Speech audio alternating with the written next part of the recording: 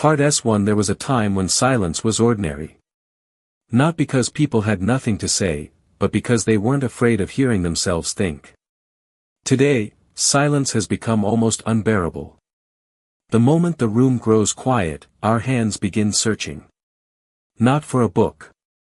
Not for a conversation. Not even for our own thoughts. We reach for a screen.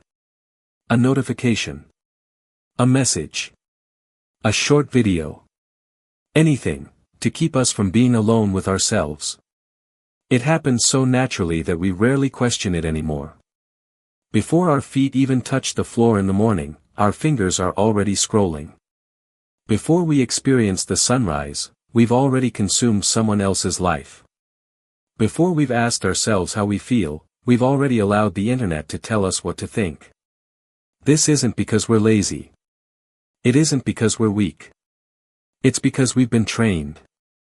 Every vibration, every red notification badge, every endless scroll, is teaching the brain something. Teaching it that boredom must be escaped. That waiting is unacceptable. That every quiet moment should be filled.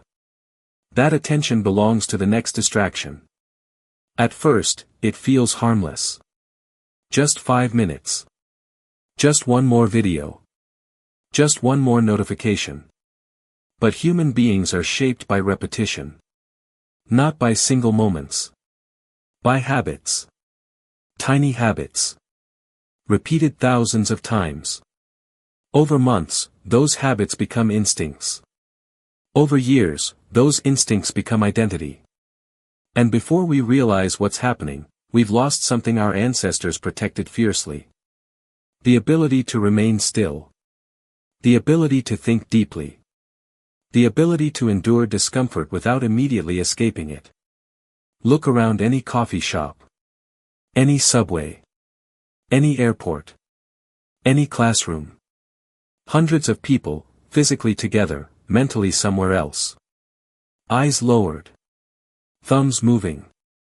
Minds constantly interrupted. We have never been more connected. Yet so many people have never felt more alone. The strange irony of the digital age is that we are drowning in information, while starving for wisdom. Every answer is one search away. Yet meaning feels further away than ever. Why? Because information is not transformation. Knowledge is not character. And stimulation is not fulfillment. The modern world has become incredibly good at capturing attention. But it has become remarkably poor at teaching us how to direct it. And perhaps, that is the greatest crisis facing this generation. Not a crisis of intelligence. Not a crisis of opportunity. But a crisis of attention. Because attention is where every meaningful life begins. Whatever owns your attention, slowly shapes your future. It shapes your habits. Your emotions. Your relationships. Your beliefs. Eventually, it shapes the person you become. And if that's true, then perhaps the most important question isn't, what am I looking at? But rather, what is looking back at me? Long before smartphones, before social media, before algorithms competed for every second of our awareness, there were people asking a different question. How can a human being remain free, even when the world constantly demands his attention? More than 2,000 years ago, a group of philosophers believed they had found the answer. Not by escaping the world, but by mastering themselves. Their philosophy would become known as Stoicism. And today, it may be more relevant than ever before. Part 2: Freedom.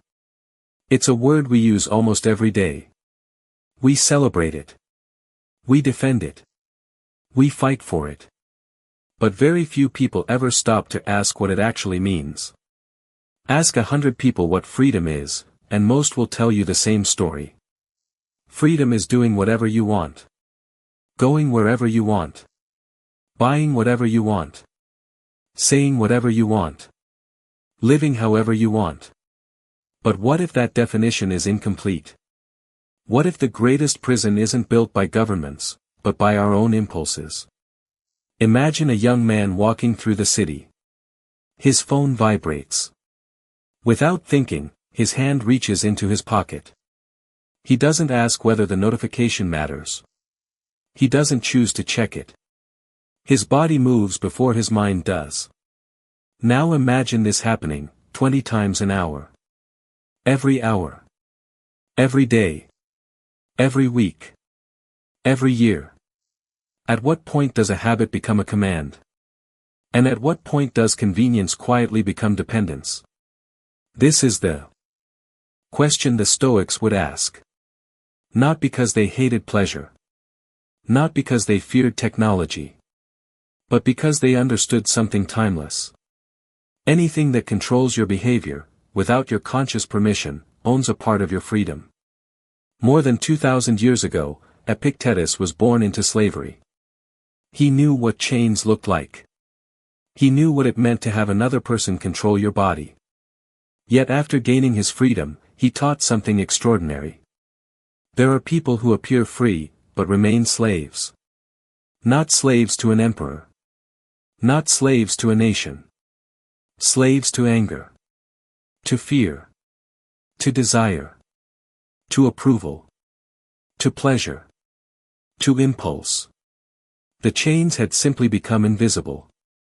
And perhaps, our generation has created the most comfortable chains in history. Chains made of convenience. Chains made of entertainment. Chains made of endless choices. Chains that never hurt the body, only the mind. This is why modern distraction is so dangerous. It doesn't arrive like an enemy. It arrives like a friend. It promises comfort. Connection. Excitement. Escape. But every promise comes with a hidden price. A little less attention. A little less patience. A little less resilience. Until one day, being alone with your own thoughts feels impossible. Marcus Aurelius once reminded himself that the quality of a person's life depends upon the quality of their thoughts. Think about that for a moment. Not wealth. Not fame. Not status. Thoughts. Because thoughts become decisions. Decisions become habits. Habits become character. And character becomes destiny. If your thoughts are constantly interrupted, who is really shaping your destiny? Today, the average person checks a phone dozen, sometimes hundreds, of times each day.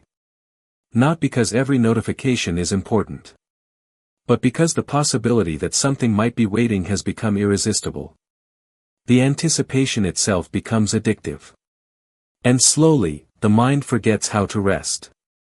It forgets how to observe. It forgets how to simply exist without stimulation. The Stoics believed that peace was never found by controlling the outside world. Peace begins when you stop allowing the outside world to control the inside of you. That idea sounds simple. But living it may be one of the hardest challenges of the 21st century. Because every day, the modern world asks for your attention. Stoicism asks something different. It asks for your discipline. Not to escape the world. But to remain yourself, while living inside it.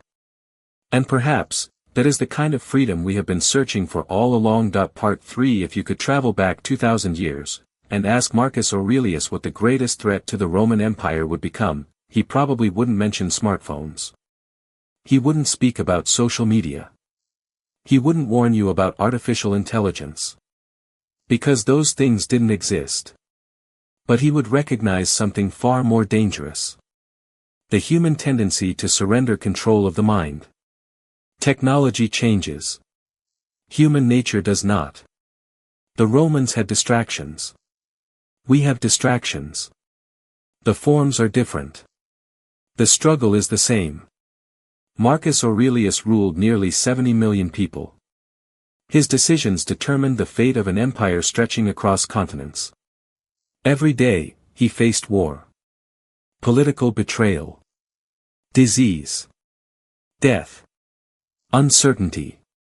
Yet when he returned to his private journal each night, he almost never wrote about conquering others. Instead, he wrote about conquering himself. Why? Because he understood a truth that modern society often ignores. The greatest battle you will ever fight is invisible. It happens inside your own mind. Every temptation, every fear, every impulse, every excuse, every emotional reaction. These are the real battlegrounds. Modern culture encourages us to win external victories. Earn more. Own more. Be admired by more people. Gain more followers. Become more visible. The Stoics asked a different question. Can you remain calm when nobody notices you? Can you remain disciplined when nobody is watching? Can you remain honest when lying would benefit you? Can you remain kind when life becomes unfair? Because character is built in private, long before it is revealed in public. Today, many people spend years carefully building an online identity. They edit photographs, rewrite captions, measure their worth through numbers on a screen, likes, views, followers, comments. But the Stoics believed that identity could never be borrowed from the opinions of strangers. Real identity is created by repeated actions. What you consistently do becomes who you are. Not what people call you. Not what they believe about you. Not what the algorithm rewards. Imagine planting two seeds. One receives sunlight, patience, and care. The other receives constant disturbance. Every day someone digs it up to see whether it has grown. Which one becomes the stronger tree? The answer seems obvious. Yet many of us treat our own minds like the second seed. We interrupt ourselves before deep thought can take root. We abandon difficult work before mastery appears. We chase quick rewards instead of meaningful progress. Then we wonder why fulfillment always feels just beyond our reach.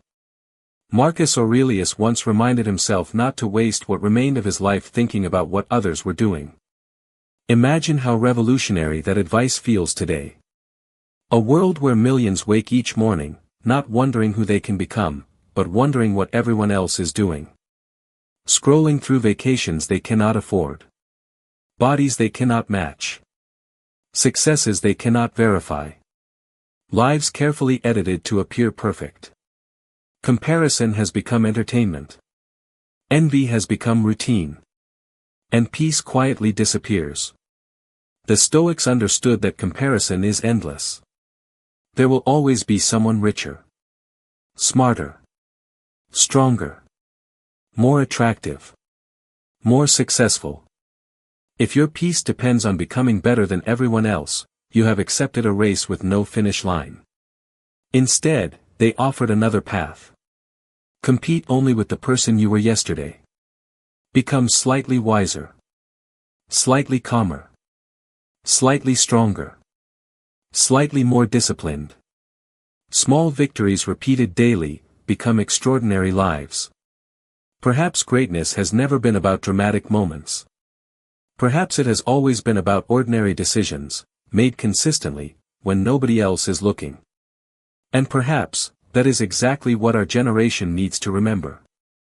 Part 4. There is a silent epidemic spreading across the modern world.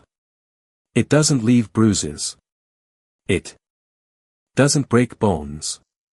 It doesn't announce itself with sirens. Instead, it quietly steals something far more valuable. The ability to endure. Somewhere along the way, we stopped believing that discomfort had a purpose. We began treating every inconvenience as a problem that needed an immediate solution. Hungry? Order food. Lonely? Open an app. Bored? Scroll. Anxious? Watch another video. Sad? Distract yourself. Everything became faster. Everything became easier. Everything became more convenient. And convenience, while powerful, comes with an invisible cost. Because every time life removes a small struggle, it also removes a small opportunity to become stronger. Muscles grow through resistance. The mind is no different. Imagine lifting the lightest weight in the gym every day. Year after year. Would you become stronger? Of course not. Strength demands resistance. Character does too. The Stoics never asked for an easy life. In fact, they expected life to be difficult. Not because they were pessimists, but because reality itself is difficult. People disappoint us. Plans fail. Loved ones leave. Dreams collapse. Illness arrives without permission. Time moves on whether we are ready or not. To pretend otherwise is to prepare ourselves for constant frustration. Seneca once wrote that difficulties strengthen the mind, just as labor strengthens the body. Think about that.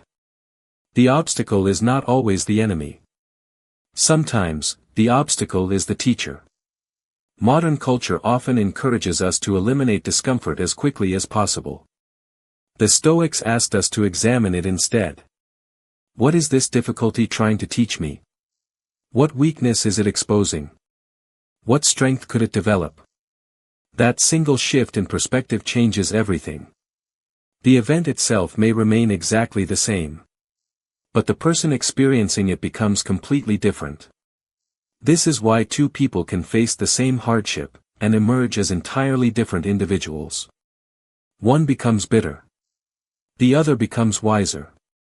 One blames the world. The other studies himself. One searches for someone to rescue him. The other begins building inner strength. The difference isn't the obstacle. The difference is the response. And response is always where freedom begins. Perhaps this is why Marcus Aurelius constantly reminded himself that external events are not what disturb us. It is our judgment about those events. A delayed flight is just a delayed flight. A critical comment is just words. A difficult day is simply a difficult day. The suffering often begins when the mind starts adding its own story. This shouldn't happen. This isn't fair. Why me? The Stoics challenged that habit. Instead of asking, why is this happening to me? They asked, what can this teach me? That question transforms victims into students. It transforms frustration into growth. It transforms pain into wisdom. And maybe, that is exactly what our generation has forgotten. Not how to avoid suffering, but how to use it. Because the strongest people in history were rarely those who lived the easiest lives. They were the ones who learned how to stand, when everything around them was trying to make them fall. Part 5, ending one day, perhaps sooner than you expect, your phone will become silent. The notifications will stop. The trends will disappear.